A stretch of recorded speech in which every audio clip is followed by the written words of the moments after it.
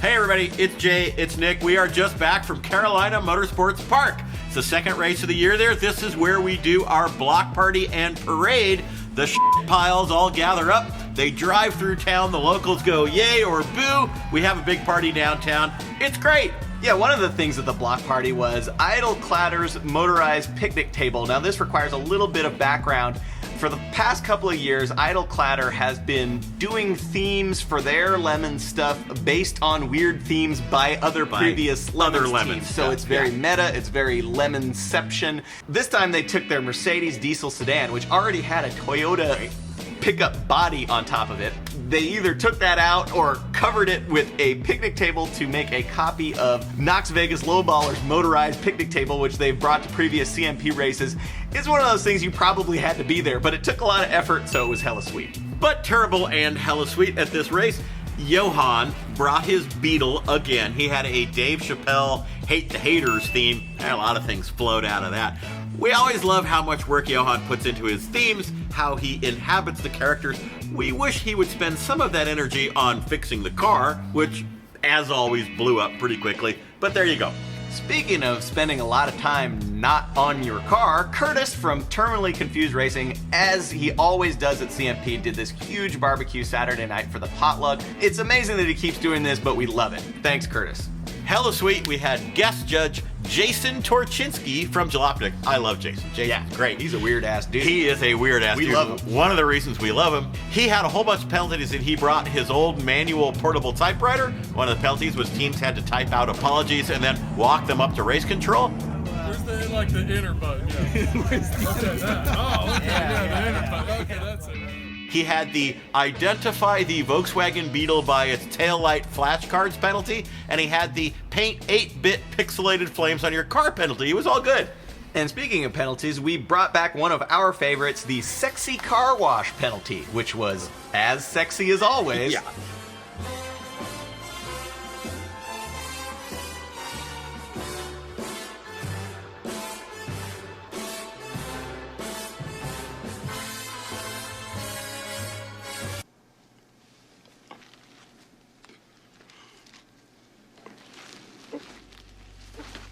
NASCAR legend Greg Biffle was back once again. He's really becoming a fixture at these CMP races. He got flagged a couple of times for contact or maybe close to contact, and he disputed whether it was actually contact. What was finally determined was that the flaggers were not used to his aggressive style of driving, and whether or not he... Like a real race driver. Right, and they just assumed that he must hit that car the way he was driving towards the apex. And what Greg Biffle took that to mean was he got black flagged for scaring people, and he really wanted us to put that in writing so he could frame it and put it in his office, and we had a typewriter, so he did it. But terrible. Now, we love this Shelby GLH team, but it is always predictable. In the past, they've gotten around the fact that they're driving a Shelby GLH by bringing a non-turbo Renault Alliance motor to put in their turbocharged supercar. Well, this time they came back and they said, man, we got another turbo motor. It's going to be great. And we got a spare turbo motor. And we said, well, that's good, but do you have any spare axles? And they said, no. Why do you ask? Hella sweet USDA Prime and their Hyundai Tiburon. Now the thing is, when you race a Hyundai Tiburon, you become very good at replacing Hyundai Tiburon engines. These guys did an engine swap in like 45 minutes, and it ordinarily would have been the heroic fix, but we've seen them do it so many times, it's easy for them, but it was hella sweet. But terrible Team OCP in what else? A Ford SHO Taurus. Yeah. Well, guess what? They blew up their Taurus engine. They found another SHO Taurus team. They borrowed their SHO Taurus motor. They ran out of time to install their SHO motor before the race was over, and they had to sheepishly on a dolly return the SHO motor and say, thanks guys, we didn't use it. Hopefully they kept the tag on it. Yeah. Hella sweet, the terrible Tercels brought what else? A Tercel. Totally stock, looks like they stole it from Grammy up the street, slapped some numbers on it, went racing. We really need more cars like this. There will be one at the Ridge that you'll see. An entire field spec Tercel with 70 horsepower. It would be amazing. I think the irony here is that was actually not a terrible Tercel. That was actually kind of a nice Tercel. Well, it's terrible now. Hell sweet, come Monday racing in their Porsche 928 shoot and brake. They got a new paint job. They went pink pig. Now, we're not big fans of all the canonical Porsche. We've seen all that sort of stuff. But if you are going to do one, Pink Pig, so much better than Gulf Oil. So keep it up. The ATL Riot YouTube channel was documenting their Lemons build online for the weeks leading up to the race, and when they showed up, they had this really nice looking Mazda RX-8. Yeah, so was the cage good? Yes! Did the car look hella fast? Yes! Did it dominate? Yes! Well! Yeah, so they did actually show up for tech 30 hours late and then promptly blew up, but, it looked good. YouTube! Hella sweet was the Deuce and their Toyota Celica. They put a Fox Mustang front clip onto the front of the Celica, and it so good. took Steve until like late in the day on Sunday to realize, like, hey man, that over there is a Toyota. What the hell? It was really well done. Hella sweet, the Thin Blue Swine brought their Thunderbird to the Ford Nationals at Carlisle recently, and they won a hell of a lot of trophies. Sadly, but terrible was Tormented Racing and their Chevy Camaro. This video here is the only evidence that they ever set foot at CMP for the Lemons race. The car lasted 5 corners. Eric happened to be out at one of them while that happened. But hey, sometimes you're just in the right place at the right time. It's like Zapruder. Hella sweet, our friend young 9-year-old Adam. Now, his dad races on second gear, but they're terrible. We don't care about them. Adam, he finds Hot Wheels cars in thrift stores and things like that. I'm sure he pays 10 cents for them. He goes and gets other things like at a junkyard for Hot Wheels cars, slices them up, makes his own stuff, sells them in the paddock for $3. We just think this is brilliant. And what we really like is that he has more fabrication talent than 90% of the actual racing teams. Well done, kid. Heroic Fix went to Tommy Salami and the Meat Wagon and his Ford Pinto station wagon. And if you recall from previous recaps, the team captain Tom Webb, this is his old high school car. He found it in the junkyard. He claims to have lost his virginity in this exact car to a Swedish foreign exchange student. You wouldn't lie about something like that.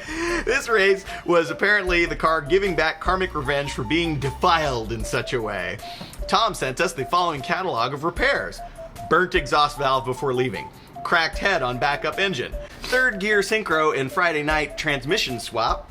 Valve failure on new headwelk leading Class C and another head swap. Exhaust falls off, repair with hammers and exhaust hangers.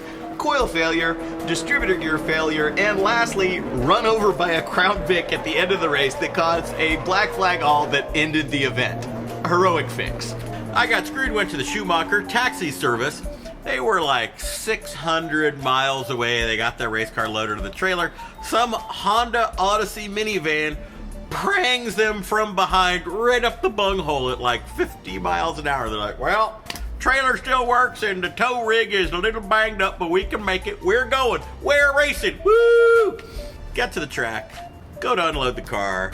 Cannot open the door. The entire rear of the trailer totally caved in. Car is locked inside. Takes them about a full 24 hours to figure out how to get their race car out. They did get their car out. They did run the race. We think they're still back there because then they actually couldn't close the door. So, hi guys. Hope you're enjoying Camden, South Carolina. The Speedy Cop Memorial, but he's not actually dead. Life of the Paddock Party Award went to the Knox Vegas Lowballers. As always, they brought their motorized picnic table, the real one, not the tribute version made by Idle Clatter. This time, they actually left an entire race car at home and filled the trailer with various comfort accoutrements for the Lemon staff, including this sectional couch that they were placing where the Lemon staff needed it, moving it to the next place all weekend. It was great. In fact, it was so great that I could see that becoming an entire TV sitcom. We pitched a pilot to the networks.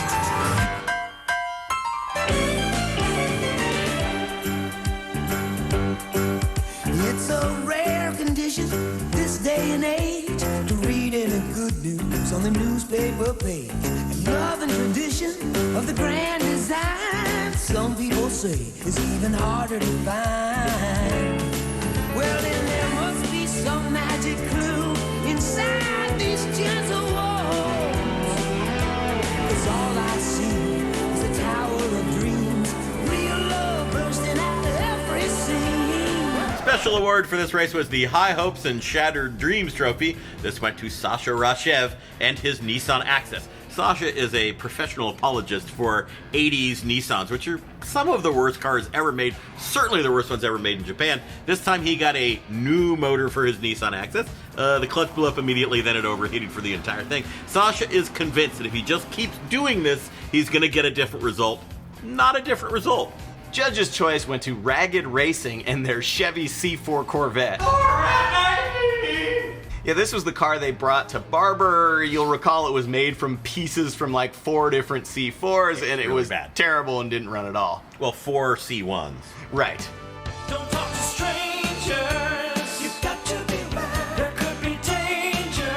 It's okay to be scared. So for this race, instead of finding better parts for their one Corvette, they got like another 4 Corvettes and assembled that into a second Corvette to run in the race. Of course, the new car blew up on the test day, so they found another engine to throw in. They spent all night swapping that engine in, then put it on the track. It ran okay on Saturday, while their first Corvette was stuck in second gear and incapable of going more than about 45 miles an hour. On the warm-up lap Sunday, before the race had even started, the second Corvette lost its brakes, spun, hit a Miata, and then caught on fire as it came back into the pits. They cleared all the extinguisher dust out, ran new wires for the taillights, and continued to suck with both cars for the rest of the day. Judge's choice. Organizer's choice went to Long Shot Customs and their Jensen Healey. Now, you hear Jensen Healey and you think, wow, that is a fine British sports car That's- with interesting history. Well, That's not what I think. yeah, actually, probably nobody thinks that. But if you were tempted to think that, don't. Because what this was a Jensen Healey that somebody said, that's going to be a great drag racing car. They tubbed the rear end. Yeah. They took the fuel tank out. I think it was just gone. They had to take a fuel tank from another car, a stock fuel tank, and ratchet strap it into the trunk. Well, that wasn't going to pass tech. They had an iron block, iron head Chevy 350 in the front. This thing was terrible. Well, it shut up. There was a million ways in which it didn't pass tech. So they worked and worked and worked and worked. They finally got the car to pass tech like 24 hours after the race started. They went out, it immediately blew up.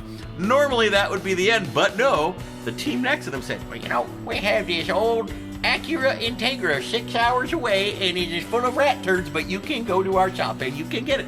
So they did. They drove 6 hours out. They got back to the track. It was about, 20 minutes before the checkered flag. Unloaded the car, fixed a couple of things, got in it. They did get out to get the checkered flag. These were all highly predictable and avoidable events. Yep. We love that they showed up and made every conceivable mistake, but they did not give up. They did keep laughing all the way, and we laughed at them. Organizer's choice.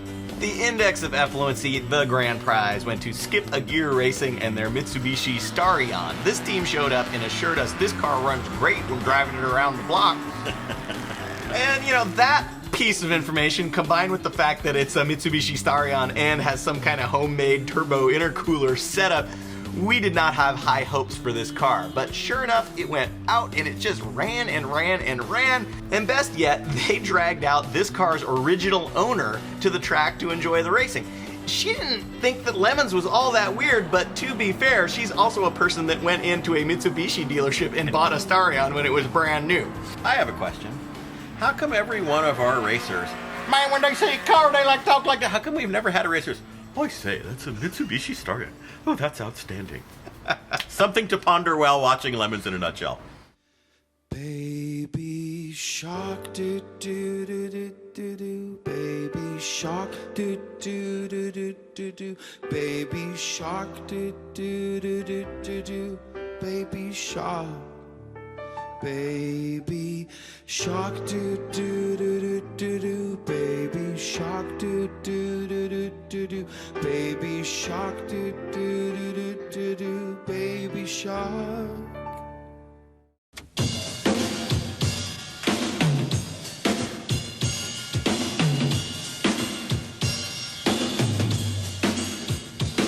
Well, on the byway, I lived up a side of my side. A girl of a turtle was kicking the pie. A nice little home, what leaving with me. The world, there was a thing to do.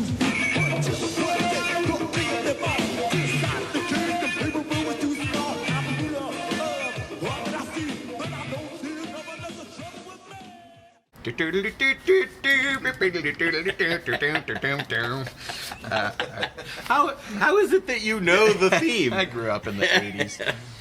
It's a rare condition in this day and age. You know what I'm talking about.